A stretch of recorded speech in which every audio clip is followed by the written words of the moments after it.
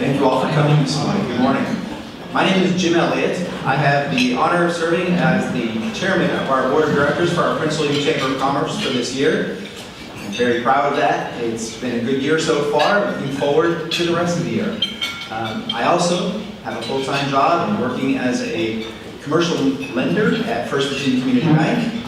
So I do have a day job as well. Thank you.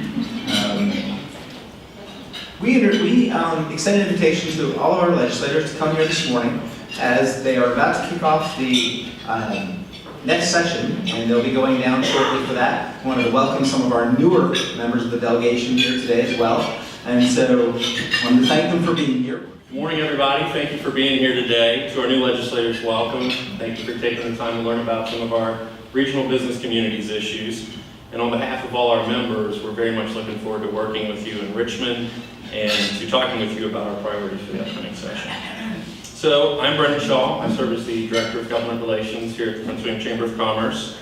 And before I get into several of our priorities for 2018, I just wanted to start by talking a little bit about the Chamber, our members, and our policy development process. So to start with, we represent about 1,200 members that employ roughly 70,000 individuals across Northern Virginia. And these are businesses in Prince William County, Manassas, Park, spread out through the rest of Virginia, Northern Virginia as well.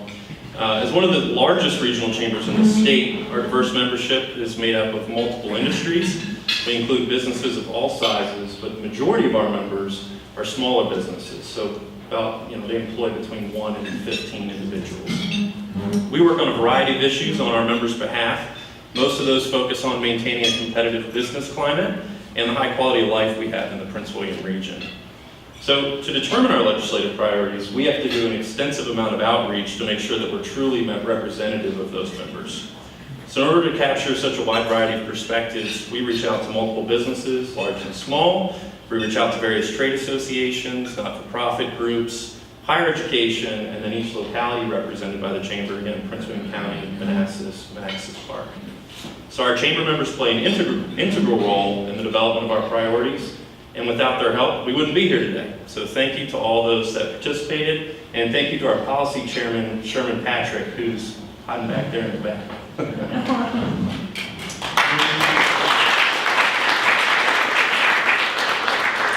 So now, in addition to our brochure, which is what you have in front of you today, we have a comprehensive legislative agenda that contains policy priorities on some areas that aren't covered by the brochure. And that is a living document that can be found on our advocacy webpage, and that allows us to be more responsive to policy changes in real time as they occur during the legislative session. Again, you can find this on our advocacy or on our Chamber website underneath the advocacy button. So as you're considering legislation in Richmond, again, I hope that you'll reference both of those documents to get an idea of our perspective, and then reach out to me if you all have any questions. All right, so now I'm going to briefly cover several areas of focus that we monitor each year, and then discuss some of our specific policy proposals that we'll be closely watching. So this year, just as in years past, we continue to encourage our delegation to keep their top priority the promotion of initiatives that sustain and promote economic growth. We remain opposed to all policies and regulations that unnecessarily drive up the cost of doing business. We also remain committed to pro-growth tax and fiscal policies that enhance our region's national and global competitiveness. In terms of specifics, our two top priorities are also found in each jurisdiction's legislative agenda as well. The first item you'll see listed is support for funding the vacancies in the 31st Judicial Circuit. This is an issue that we started hearing about actually during last session, and these vacancies must be filled to ensure that the court system runs efficiently. We had one retirement last year, and we have another coming in the spring of 2018. So the remaining 4 judges are going to see an increased caseload, which is going to potentially extend the amount of time it takes for civil cases to move through the judicial process.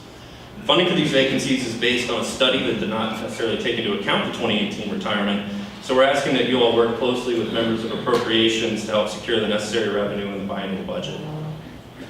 The next item you'll see is again one that you're probably familiar with. This is one that's failed several times in recent years, but we're asking for your support once more for the establishment of a floor on our regional gas tax, and this is the gas tax that supports our local transit services, VRE and PRTC. I don't have to tell anyone in this room that our region's traffic congestion is amongst the worst in the nation, and that remains a major challenge for businesses looking to efficiently move goods and services.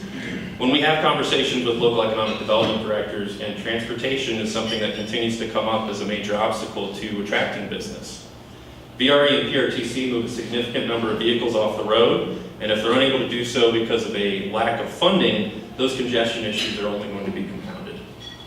Traffic mitigation and creating greater access to the region will go a long way to supporting all three of our localities' economic development goals. Next on the list, you'll see support for George Mason University and Northern Virginia Community College. As you all know, we're incredibly fortunate to have two higher education partners in the Prince William region that are both growing businesses and providing specialized workforce training. One of the top issues I hear about from our members is how difficult it is to attract and retain talent. So we ask that you please support these two institutions in their efforts to train the future workforce, again, during the development of this year's biennial budget. The next item is one, again, that makes an annual appearance.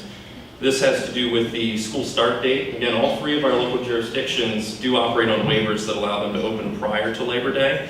What we're asking is that you support allowing local school districts to choose their own opening date, because we believe that localities are able to make the best decision for their students without direction from the state. Finally, the last initiative we're asking that you consider support for is review of existing ABC regulations. We hosted a session earlier this year with our restaurants, breweries, distilleries, and we found that there were a plethora of issues. There are a lot of folks that found a lot of challenges with the existing regulations. And as you all know, this is an industry, or these are industries that are among the fastest growing in our community. So we look for common ground when we're representing our members, and we thought that a good place to start is going to be asking the state to conduct a comprehensive review of the existing regulations to identify ways that we can uncomplicate their business model. So now moving on to the final two items, we remain opposed to the imposition of a mandated wage increase in the minimum wage, mandated benefits, and the disclosure of proprietary information that puts businesses at an economic disadvantage. As I mentioned earlier, the majority of our members are small businesses, and it's incredibly difficult for them to take on the additional overhead costs. By subjecting them to these types of policies, we don't want to run the risk of forcing them to cut labor or cut the number of hours for their existing workforce. And then finally, this last item is, again, it's another recurring priority. A certificate of public need was discussed at length over the last two sessions. I would expect that it's going to be brought up again this year. These are the regulations that govern things like where healthcare facilities can locate and the types of services that they provide.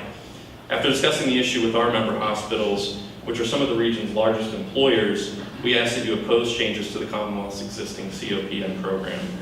And then if you all have any questions about these priorities, again, I hope you'll reach out to me. My contact information is found on that brochure.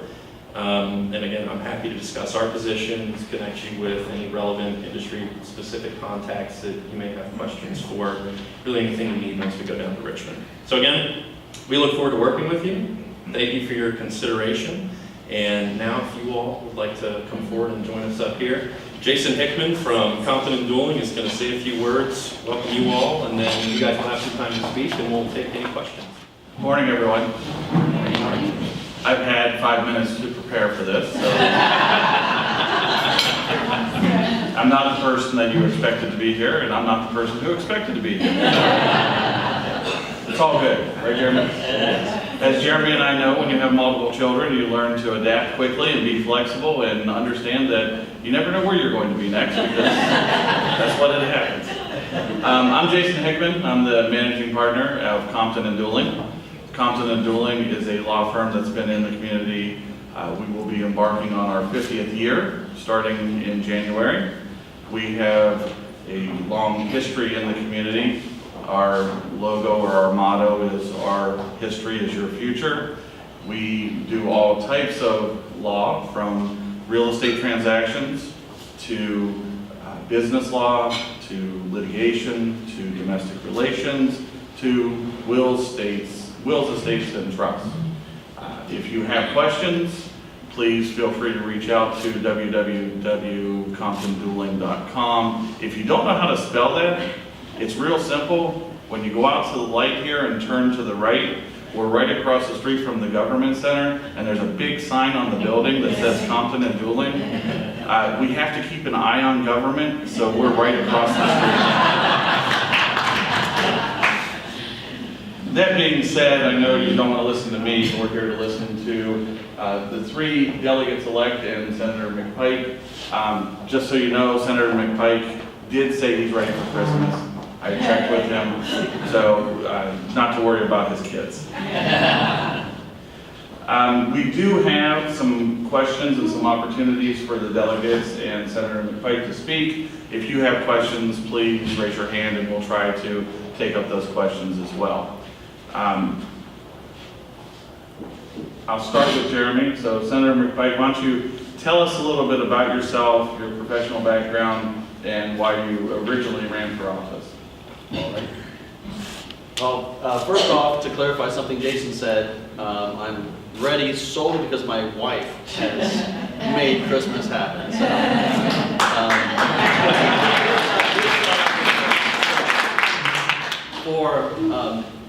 for us, session sort of has already started about a month ago, so it really doesn't end, and so it's been a very busy couple months. So Sanity is coming up at the end of this week, which I look forward to, and getting a parade.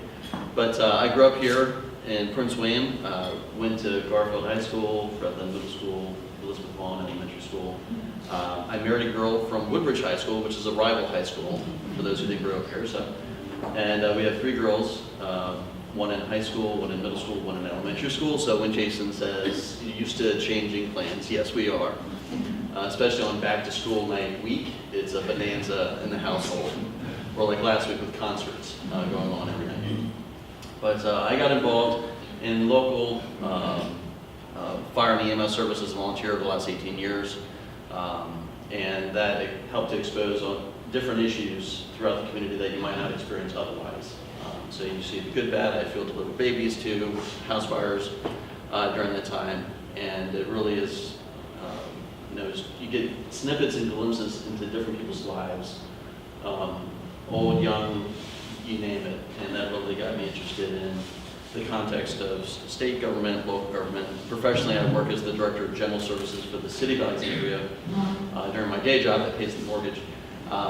And so I've been involved in local government for the last almost 20 years, managing construction projects, developing capital budgets. So I've had a good nexus between local government, state issues, and it's been a great couple of years serving the Commonwealth so far. So looking forward to the upcoming session. Excellent. Thank you, Senator McPike. Let's change it up a little bit. We'll go down to the end of Delegate Roem. Sorry, I'm still recovering from been a little sick the last few days, but my name is Danica. I'm the Delegate-Elect for the 13th District of the Virginia House of Delegates. My district includes the city of Manassas Park in its entirety, as well as the Prince William County precincts within Manassas, Gainesville, and Haymarket. I have a similar pedigree to Jeremy's in that I am a lifelong Prince William County resident from Manassas, born over at Prince William Hospital in 1984, and attended Loch Lomond Elementary School, All Saints Catholic School, and then I had a 45-minute commute every day to school for 4 years, going to Paul VI up in Fairfax, so that's why I've made transportation my #1 priority. And yeah, my top issues are traffic, jobs, schools, healthcare, and equality. So I'm also really big on government accountability and transparency, because I was the lead reporter at the Gainesville Times covering this community, covering the chamber, covering the greater Prince William County area for more than 9 years, from 2006 to 2015. So I offer more than 2,500 news stories about the greater Prince William County area. And yeah, I'd be happy to answer questions there. Thank you, Delegate Roem. And Delegate Foy? Yes. Good morning. Want me to repeat the question? I haven't had my coffee. My name is Jennifer Carroll Floyd, Delegate-Elect in the 2nd District, which is Southeast Prince William, North Stafford. Let's see, I am a public defender in Arlington. I decided to run for office because I've dedicated my life to public service. I've been a leader, community activist all of my life, fighting for justice and equality. When I saw that one of the top military colleges in the country, Virginia Military Institute, did not provide equal access to education for women because some people said that women were inferior to men, I took up that challenge and became one of the first women and African American women to graduate from the top military college in the United States.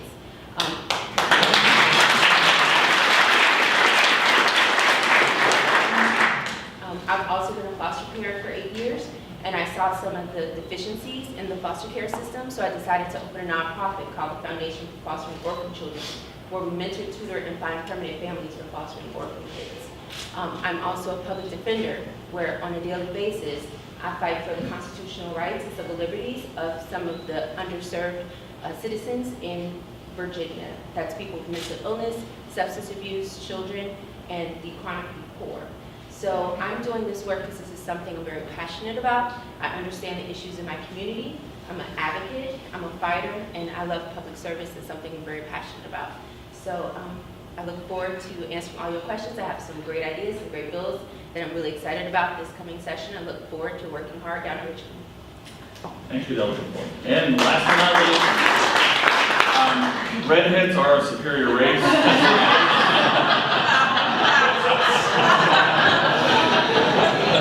Delegate Carter, I served that right up for you. Go ahead.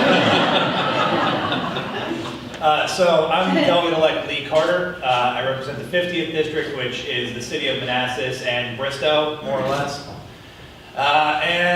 Unlike just about everybody else at this table, I'm a transplant. So I'm originally from North Carolina. I moved up here after I completed 5 years on active duty in the United States Marine Corps. I'm an electronics repairman by trade. It's what I did in the Marine Corps. I fixed cancer therapy equipment for a few years after I got out. Currently work in IT. I decided to run for office after I got hurt at work in the summer of 2015, and I had to deal firsthand with the workers' compensation system. And I saw up close and personal exactly how broken our workers' compensation system is, and decided to step forward and run for office so that the things that happened to me would not happen to anyone else. Thank you. So let's move into a little bit of the more specific topics, and I'll start with Delegate Foy. What is your top legislative priority or priorities this coming year? Great question. Definitely things that's important to my district, which is number one, transportation. As a lot of you may know, the Washington Post has named, of course, my district, the Prince William Stafford 95 area, the most congested traffic area in the country. So that's definitely number one. After many conversations with VDOT, we are in agreement that just expanding the roads is not going to be enough. We have to get very creative with our transportation solutions. So one of the bills that I'm going to propose is a study for the Metro Blue Line to come down from Franconia Springfield down to Prince William County. I'm also in discussions with the PRTC board. Hopefully we get the floor for the gas tax placed so we can have adequate funding for the VRE and PRTC. I would like to have innovative things happen, such as the PRTC buses brought down to Stafford County. Now that Stafford County is going to have commuter lots, I think that that'll be a great way for Stafford residents to have an alternative mode of transportation. And also for the VRE, fighting for more VRE funding so we can expand the VRE platforms and add rail cars so more people can use that as a mode of transportation in the mornings and in the evenings coming to and from work. So I think transportation is number one. Of course, Medicaid expansion. I'm going to let someone else do the heavy lifting on that, but that's something I'll definitely be supporting. Also, a huge criminal justice platform. Being a public defender on a daily basis, I see the collateral consequences from our draconian and archaic laws on the books. And I'm in a room full of prosecutors when I'm down in Richmond. I will be the first public defender ever.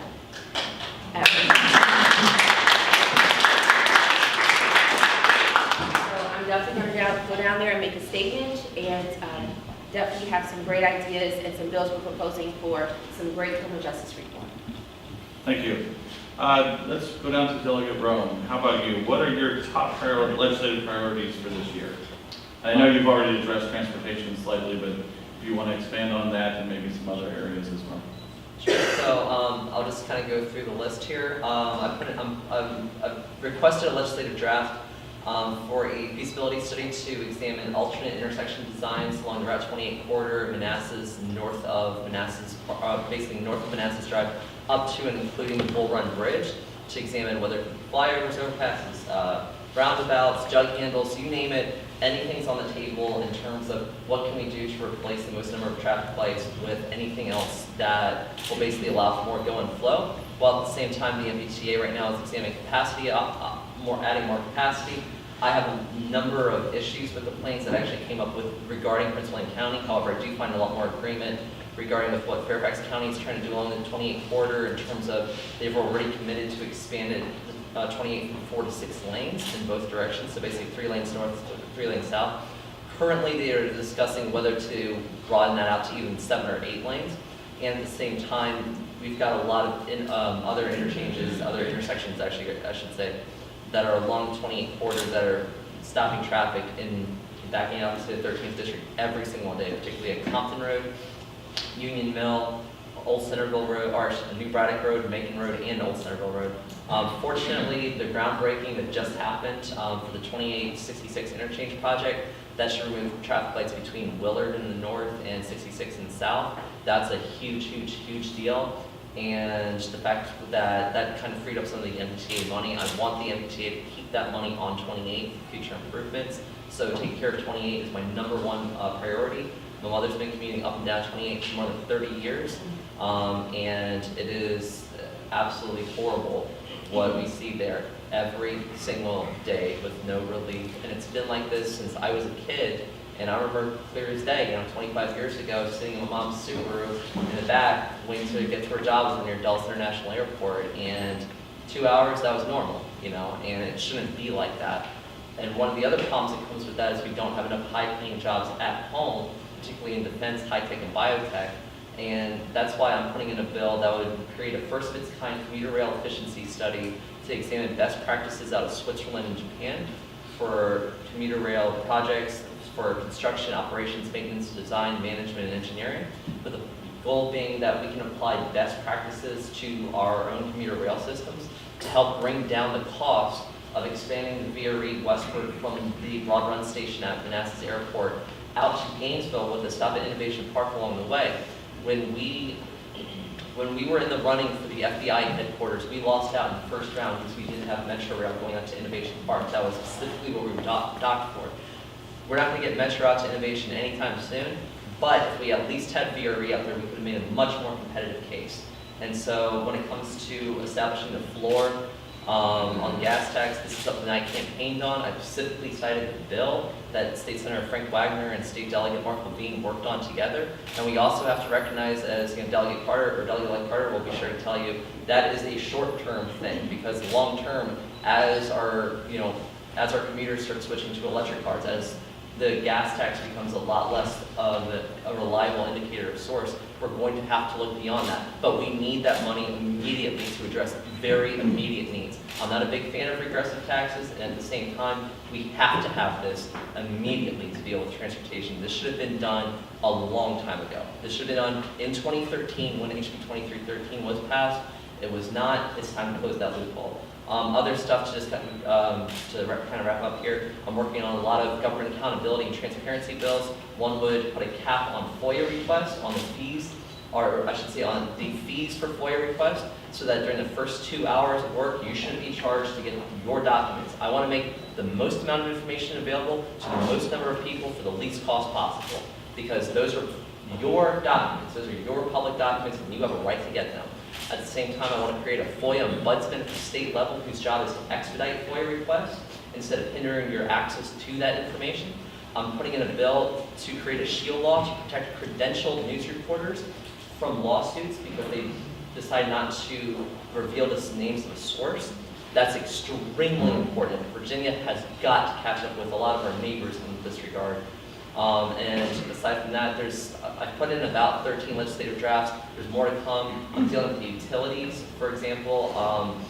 What's going on out in Gainesville and Haymarket with the Dominion Energy proposed power towers to connect out to Amazon. I'm in full support of the Coalition to Protect Prince William County in that regard, because if we have above-ground power towers going along the I-66 corridor, that's going to damage property values for a lot of people along that corridor. And even if they're undergrounded, I just last week was out at a constituent's house who backs up right to the I-66, and she explained if they are underground, this is exactly where they're going to go through, right through my backyard. I'm already underwater on my mortgage. Please help. I'm there to help.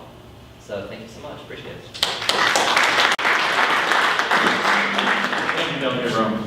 Delegate Carter, how about you? Why don't you explain your top legislative priorities for this coming year? Sure. So true to form, the first couple of bills are going to be workers' comp bills. They're very small changes that'll make the system more functional, dealing with things like retaliation and jurisdiction for people who get injured on business trips. Because currently, if someone is on a trip to California and they get hurt, they're probably going to be okay. If they're on a trip to Mississippi and they get hurt, not so much. Beyond that, I've also got some bills relating to payday lending, and I've got a coal ash bill regarding Possum Point, which I believe is in your district, which will make recycling of that coal ash a more attractive option when they're looking at what exactly they're going to do to dispose of it. And I've got a net neutrality bill coming in, because I'm sure a lot of people here are familiar with the decision the FCC made this past week that will basically allow telecom companies to put toll lanes on the internet, which is not only harmful to the user experience, it's also very harmful to a lot of small businesses, because small businesses really can't afford to be spending extra on the bandwidth that they already have, especially with so much commerce being internet-based these days. So that's really sort of the nuts and bolts of my legislative priorities for this year. I do look forward to working on the Medicaid expansion. We expect that to be coming through this year, to at least have a lot more progress on it than in previous years. Obviously, everything is up in the air until the final vote's cast, but we'll definitely see some action on that. Thank you.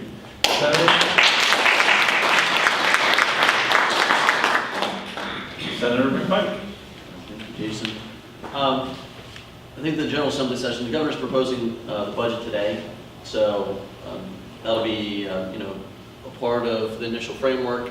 In some years, the governor proposes, the General Assembly disposes. I think this year we'll have a blend of tweaks and adjustments that we'll have to go through. Certainly, Metro will be a priority. You'll see that in the governor's budget as well in terms of sources to stabilize. Metro is obviously a key component to our region's economy and our growth, and continued assist as we find diversity away from federal government jobs and spending. That's one of the keys, is having and being able to bring in jobs in companies like Nestle and other folks that we brought to Northern Virginia. So that's going to continue to be important for our region. Another area that impacts me as a parent is SOL testing, so I'll continue the fight to reduce the number of standardized tests. We spend millions of dollars. Watching my daughter, my middle daughter, when she went through her initial test, having an anxiety attack and couldn't get to sleep until 1, 2 o'clock in the morning for tests, was just an eye-opener to watch firsthand. So refocusing some of those efforts and where we have our resources in our classroom, I think, is important. We certainly know that our SOQ funding formula in the state is way behind. We're still back to pre-recession funding levels that we need to find a long-term fix for. That's not a one-year fix. It's really got to be a long-term fix based on the revenues available to us. Now, I can tell you from the revenue projections, based on modest revenue increases, once you deal with basic HR costs across the Commonwealth, as well as base adjustments to Medicaid, Medicare expenditure rates, we have about $20, $30 million left over out of over $100 billion biannual budget. So it's not a lot of money to start to divvy up to a lot of the parties that we know are in the community. I know between our school, the ratios, or the ratio of master social workers or nurses in schools, lots of different needs in our community, not to mention our folks in the community that have differing abilities, who have waiver lists that are thousands of persons deep, that have needs of services. You name it, we have a lot of needs, and certainly not all the revenue to cover it. So the budget years are a long session, so because we have so many difficult decisions to make during that period. A few other things, I think you'll see a lot of things on social justice reform. I do have a bill in to raise our thresholds for felony. Right now in Virginia, it's $200. So the context of someone messing up earlier in their life, they're committing felonies for the rest of their lives, over $200. Texas, for instance, is $2,500. Just to put it in perspective of where Virginia's at. Liberal utopia. Yes, very liberal Texas. There are some things like that that we need to adjust. I'll also have a bill in on credit freeze. Right now you have to pay a fee to freeze your credits for many of us were probably impacted this past year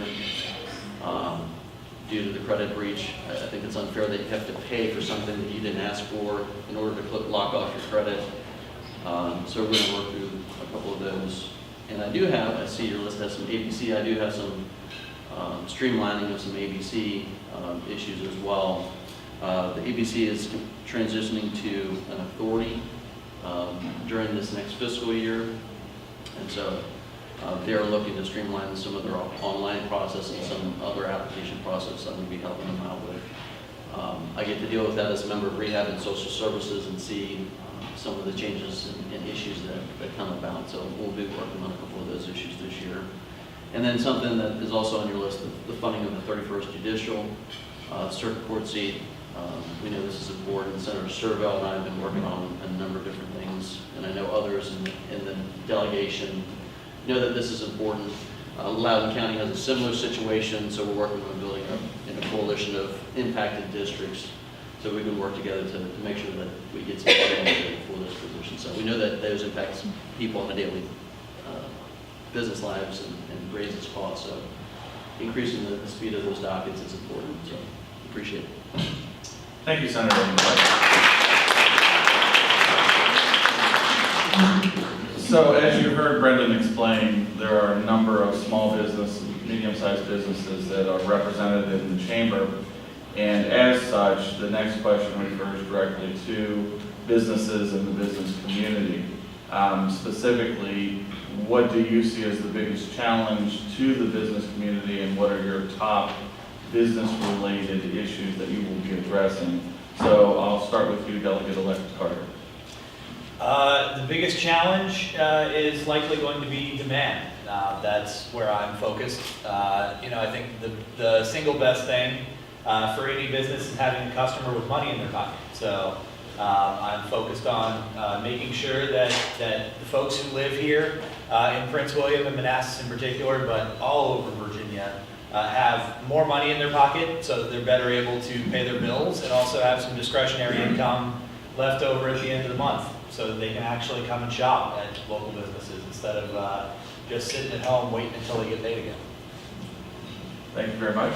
Senator McPike, do you want to follow up with that? Absolutely. I think there are two really key components. And Virginia has a good history of the last couple of years of blocking discriminatory bills, frankly, in the General Assembly, bills that would pick one group of person because of who you love or where you're from over another. We have blocked that in the General Assembly. You saw what happened in North Carolina in terms of the impact to business. And North Carolina, because of discriminatory bills, lost billions of dollars. We've been steadfast against such measures. We need to be an economy in Virginia that's open to everybody, and I think we'll continue to do that moving forward. The other component is education. People want to come to Virginia because we've got fantastic schools as well as higher education, but we also need to keep those folks here. And we've got to continue to invest in our schools. College affordability is certainly a key component of that. We've got to work on that, again, on both sides with education perspective, and we have fallen behind. And so we've got to continue to invest in our education infrastructure, because that brings the talent, whether it's IT, medical fields, you name it, or in my trade, it's actually trades and construction. And we need folks who can fix our diesel units, our cars, to construct our buildings, and our buildings are run by computers now. So it really is a full perspective of what we need to do to invest in our education system. Thank you, Senator McPike. Delegate Foy. Yes, so I agree with Senator Pike. I would say education and transportation, two of the most impactful things in our counties that we can do. As far as education, for example, some of the bills that I'm proposing is English language learners accommodations for them to be able to have Spanish dictionaries when they take like advancement tests, have the same requirements for when they take SOL so they can have a fair standing with everyone else. Coding is extremely important. So I actually have a coding bill that says that coding can replace a foreign language requirement in high school. Girls Who Code has been notoriously popular in order to help a lot of populations learn how to code, because that is preparing our students for the global economy. Also a study to survey the underfunding of SOQs, so we can assure that the formula is reworked to the point where we can afford to have nurses and paraprofessionals and support staff in our schools, because that's going to greatly affect businesses, is having a prepared, well-educated workforce that's ready and able to go. So education is a huge emphasis, and also transportation, which I've kind of already outlined my agenda on that. So thank you. Thank you very much. And Delegate Roem. So my top business priorities are, one, finding a cost-effective way to get the VRV out to Innovation Park, because here's the deal, right now in Prince William County, more than 2/3 of our commuters leave Prince William County every day to get to their jobs somewhere else. And that used to be the model of the veteran community. That's not who we are anymore. When we have the second largest population in the state, we have got to quit acting like a commuter locality. That's just basic reality at this point. We've got to bring those high-paying jobs into the main economic development hubs within western Prince William County at Innovation Park, as well as along the Route 1 corridor, and we've got the available space to do it. It's time to actually get it done. How do you get it done? You've got to make the area much more marketable so that we can compete both with Stafford in the south and with Fairfax County in the north. This is why, I proposed finding a cost-effective way to get the VRE out, and obviously that's going to put us that's going to make us more competitive with Fairfax. One thing I campaigned on since the time I got into the race was using state incentives that same sort of state incentives that are used right now for private businesses, that you can use them for entire localities to help them with economic development. For example, in Prince William County, we've recently raised our B-poll threshold to about $500,000 for gross. Now, B-poll, business professional occupational license tax, basically this tax is the stuff that you have to run your business. And that $500,000 threshold right now, well, the very businesses that we're trying to attract would clearly gross more than $500,000 if they were going to be setting up an innovation park. And so what I want to use is state incentives to basically our state grants to incentivize localities to, in Prince William's case, to phase out its B-poll tax. Maybe over 10 years, I'm willing to be very, very flexible in negotiations on this. But let's say, for example, Prince William has about $26 to $27 million a year that it grosses out of people. That's only about 2.67 to 2.7% of the actual county budget. And what this means is that at a time when property taxes make up 2/3 of the budget, and of that, 85% comes from residential property tax, only 15% comes from commercial property tax. That's because we don't have enough commercial property.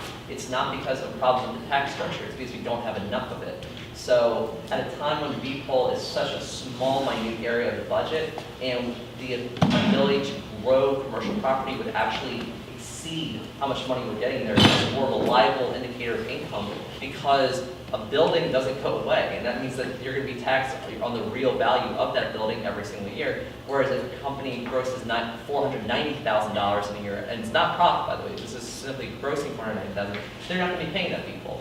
Thus, B-poll is an unreliable indicator of revenue. And so what I would like to work with is transferring that so that we're focused more on that commercial property development, on these jobs where people actually have to physically show up. Yes, telework is of course great. I've teleworked for most of my career. I completely support it. But we have a lot of, high clearance security, or, top secret security. We have, classified. We have a lot of people with security clearances who are leaving every day because they have to physically be at their jobs. Well, it's time for some of those jobs to come home, from the Pentagon, from Tyson, from DC, from Arlington, from Alexandria, from just within Fairfax County. It's time for those to come to Prince William County, because we've got an incredibly well-educated workforce. We've got people who are willing to battle 2-hour commutes to get to a job, let alone 10 minutes to get over to innovation. We have people here who, we've got George Mason University's, Science Technology campus in Manassas. We've got 12 public high schools. And by the way, the more we invest in our public schools so that Stonewall Jackson is considered just as good as Patriot, so Battlefield is considered just as good as Freedom, so that Garfield is considered just as good as Woodbridge and everything else in between. That's where our strength is going to be in investing in our education, in our public schools. This way we are able to basically develop our local workforce here. And I think it's also about time that we also told kids, hey look, if college isn't right for you, that's okay. Let's support IBEW Local 26 and their apprenticeship program. Let's support some of our local labor unions. Because at your apprenticeship programs, you're getting paid $20 an hour just to learn. You're not getting saddled with with college debt. And at the same time, once you get out, you're going into you can be a journeyman. You can do electrical work. You can do so many different things that it provides for a good living, and at the same time, you're able, when you're employed, the people who are employing you know that you are well trained, that you're well qualified at what you do, and that there will be a reliable product you're going to get at the very end, which is a service and a job well done. So let's also boost up our apprenticeship programs too. Thank you. Thank you, Delegate Roem. We only have about 5 minutes left. Are there any questions from the audience? Carlos Castro, the infamous Total Supermarket. Good morning. I have a question to Delegate Carter. Can you elaborate a little more how would you put more money in people's pockets?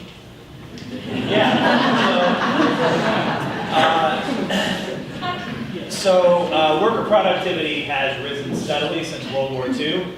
Unfortunately, worker wages have not really risen at all relative to inflation since about the 1970s. So I know it's not going to be a popular thing to say in this room, but wages have got to go up. At the same time, larger and larger portions of people's expenses are on non-discretionary things. So the cost of housing has gone up. The cost of healthcare has gone up dramatically. The cost of educating their children has gone up dramatically. So we need to make sure that on the cost side, people can actually afford to live, that they can afford to put their kids through college, they can afford to see a doctor, so that they're not spending a third of their income on housing and a quarter of their income on healthcare.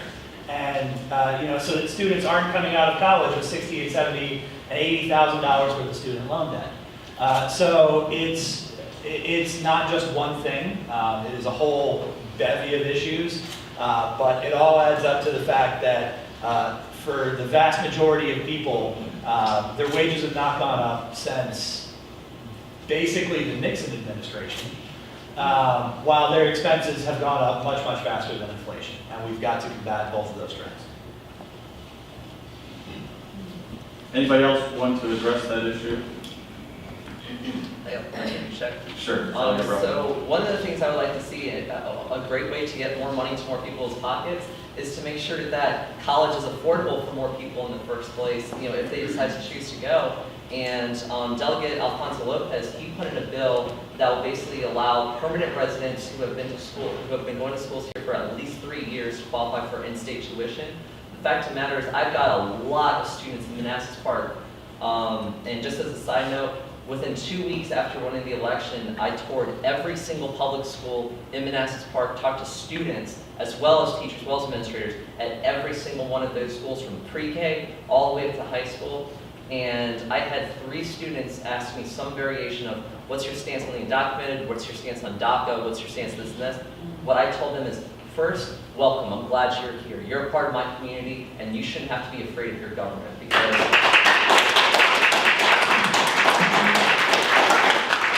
I'm here, because as far as I'm concerned, you didn't choose to come here, you didn't choose, what your path was here, but you're here. And because you're here, because of who you are, I support you and I've got your back. And by making that more affordable, and these are people who have applied for legal residence, these are people who have applied for, just to be here, they're going to be more incentivized to go on to higher education, to go on to, do whatever it is that they want to do without having, to be saddled with that level of long-term debt. And at the same time, imagine if we were able to, work with a lot more of our, local labor unions, for example, when it comes to making sure that, students who graduate from Manassas Park, maybe they're not going to be ready to go on to a four-year college, maybe that's just not going to be their career choice. Well, we should let them know that, hey, look, we've got a lot of opportunities at Nova for you, and we've got a lot of apprenticeship programs here that are going to help you out too. I want to make sure that we've had the most number of people, number one, feel welcome to be here because of who they are, not despite it. And number two, to make sure that no matter what your calling is, when you go off to college, whether it's 4-year, whether you go off to community college, or you decide to enter the labor force, that you can do that as debt-free as possible, and that you have as equal access to education or to work as anyone else. And that goes for no matter what you look like, where you come from, how you worship, or who you love. If you call Prince William County home, you call the City of Manassas home, you call the City of Manassas Park home, welcome, I'm glad you're here.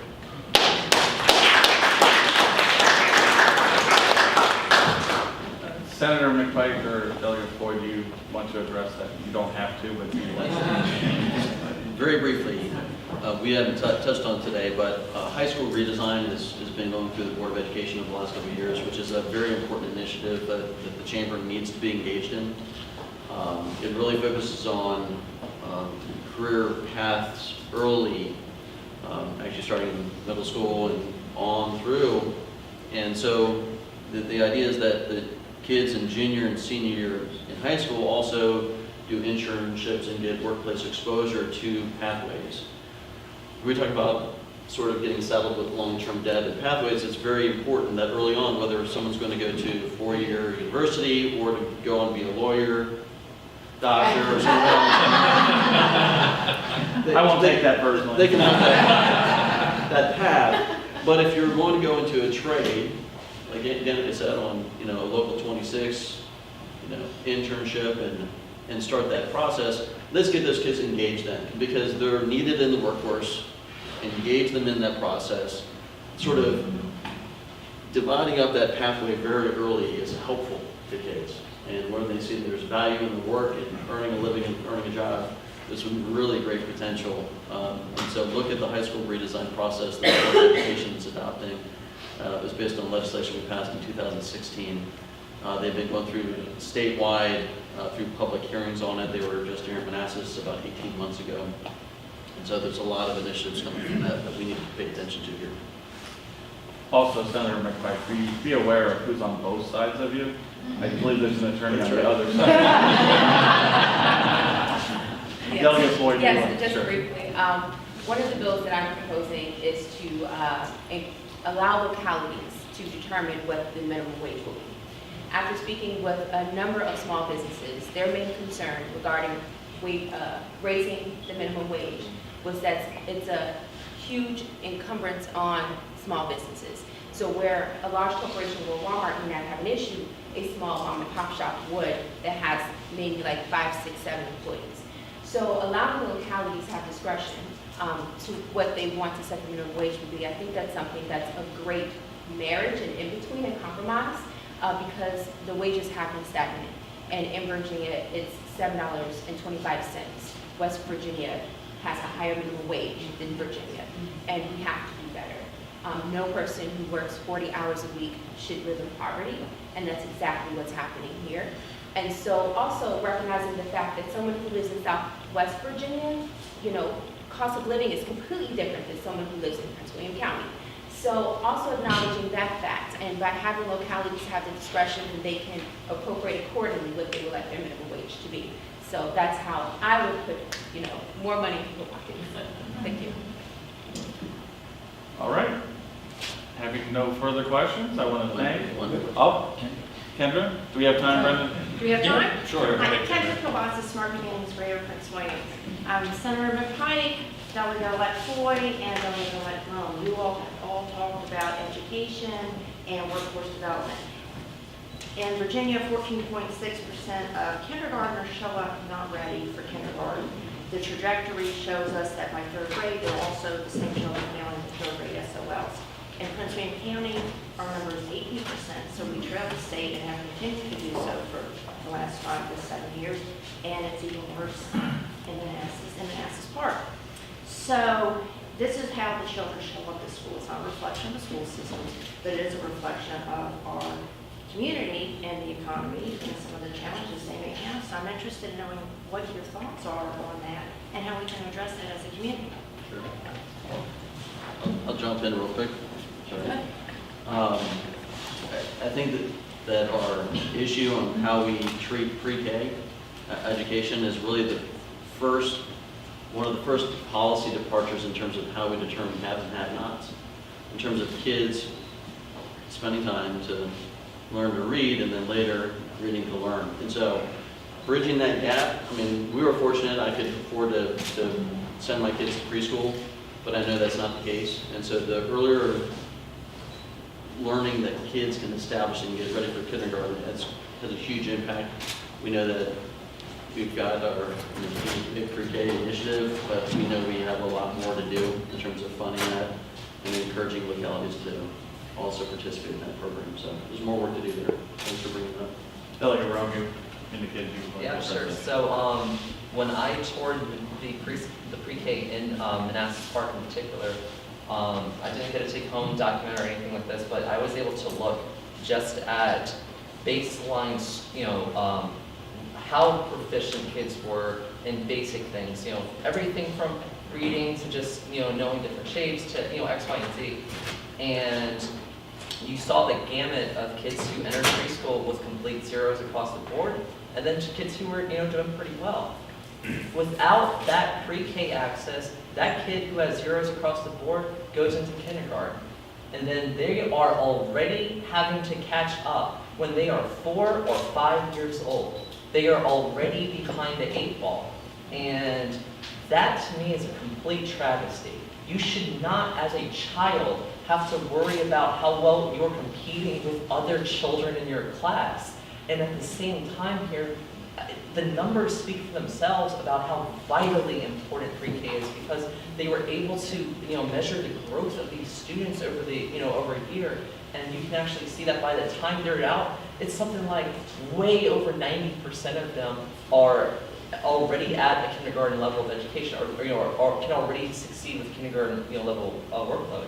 And in Prince William County, I think I saw a Washington Post article, if I'm wrong, please let me know. It's something like, for the program that we actually do have to provide free pre-K, only like 3% of it's being used in Prince William. That's somewhat accurate as far Yeah. as the formula that has come from the state. However, Prince William County Schools has done a tremendous job in Yeah. increasing access. They've combined funding from some other sources, from Title I, and so their access has actually gone from 36 students a few years ago up to in excess of 400 students. So they've increased by over 1,000% over the last few years, but there's still many children left unserved and in need. Completely agree, especially at a time when it's something like more than 60% of Fairfax County students are already getting this. Yes, the trend line is good. Let's accelerate it. As many children as possible having access to the lowest cost yet best quality pre-K that we can get them into. That's just going to be able to set the groundwork for them to enter kindergarten on the same basic level as any other student who comes from an advantaged privileged background. Great. There was a JMARC study released last Monday and cited Prince William as the largest community with the most amount of use. Yep. Delegate Carter, do you want to address that as well? Sure. So, I mean, when we're talking about preschool, I think that should definitely be a universal program. We have far more than 400 4-year-olds in Prince William County. This isn't Rockbridge County here, right? So we need to make sure that even though that trend line is in positive territory, we're still serving a minute percentage of that 4 and 5-year-old population with preschool here in Prince William County. One of the major impediments to that is going to be rooms to put them in. So Prince William County schools need a large amount of capital improvement expenditure to make sure that we physically have classrooms to put those kids in once we start the programs to get them into pre-K. But pre-K, as important as it is, pre-K is really sort of the first equalizer between advantaged populations of kids and disadvantaged populations of kids. But what you see, when you mention that there are kids that, we've kindergarten struggling and they're still struggling in 3rd, 4th, 5th grade, the biggest indicator for which kids those are going to be is poverty. I think what I would have to say just pretty much echoes everyone that what's already been said. In Prince William County, the issue is funding and it is space. So we're building a new school every year and we're still not keeping pace for our rate of growth. So space is definitely going to be a paramount issue. So as a delegate, our way to combat that is through mainly funding. And so that's why I'm going to introduce legislation for the study of the SOQs and the amount that it's being underfunded. Because if the state actually picks up the bill and pays the amount that it's supposed to, then that would have localities to keep more of their money, to be able to funnel that money, to be able to build onto elementary schools, to be able to have the space for the pre-K. And I'm definitely in support of universal pre-K education. So. Yes, briefly. Yeah, I want to add one other thing, by the way. The way that we talk about pre-K has got to change. I can't tell you how many times I've heard people say, oh, you mean, daycare. Oh, you mean basically a babysitting service. That is, just go into a pre-K, talk to the teacher there, talk to the actual people who run a pre-K. It is insulting at best that we consider pre-K to just basically be a place where we drop off our kids while we go to work.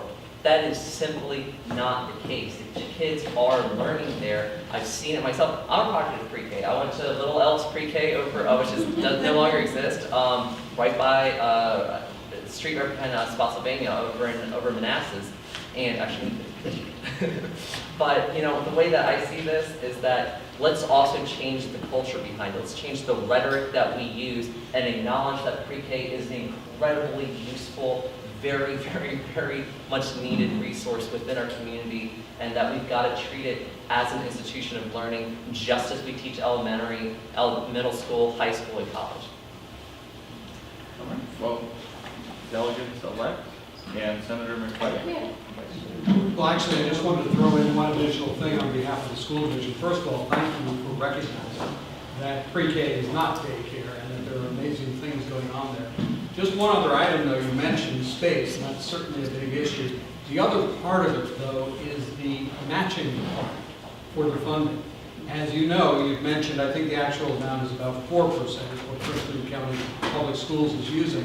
One of the impediments there's about an additional $6 million sitting out there available to us. But in order to access that, we would have to take another $4 million in funding away from some other critical need.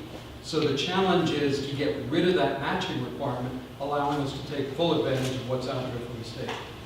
There might be some disagreement on the policies that Well, I don't know that it's disagreement, but one of the things that I think that we all need to realize is with the changes that we've had in the SOLs, that today's kindergarten is yesterday's first grade. So when you talk about going to pre-K, the pre-K program today is kindergarten. So without pre-K, kids are jump starting and starting their first year in kindergarten. In first grade, because it's not the same anymore. Gone are the little stations, the water tables, and everything else. So as far as our pre-K, I think that one of the things that what we need to look at is a study of what our current pre-K programs look like. We're currently doing an audit in Manassas City, because what we need to do is find the best way that we can work with our children. The current full-day program, we spend a lot of time with mapping and things like that, where the state, if we look at really what works so that we could afford it, it might look like a half-day program that runs 4 days a week with the 5th day teachers making home visits. We're actually we were allowed to do a pilot, and that's what we're currently doing right now, and we're seeing a lot of success and bringing the parents in. So I think that, yes, when we look at funding, we are allowed to count what we provide in transportation. We're allowed to count our food services. There's a lot of things that we can count as we match.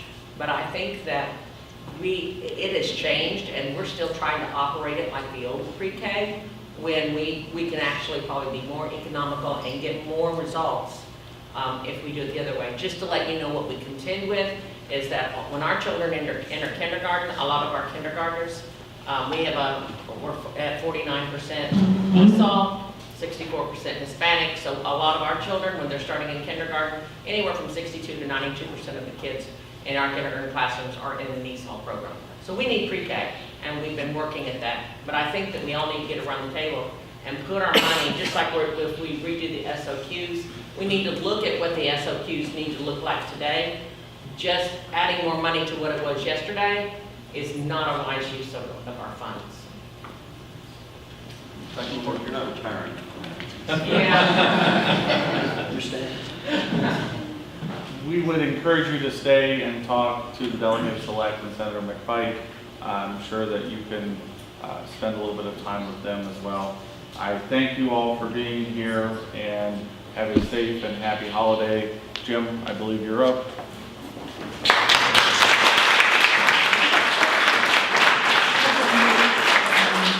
Jason did a great job with the level of preparation. So.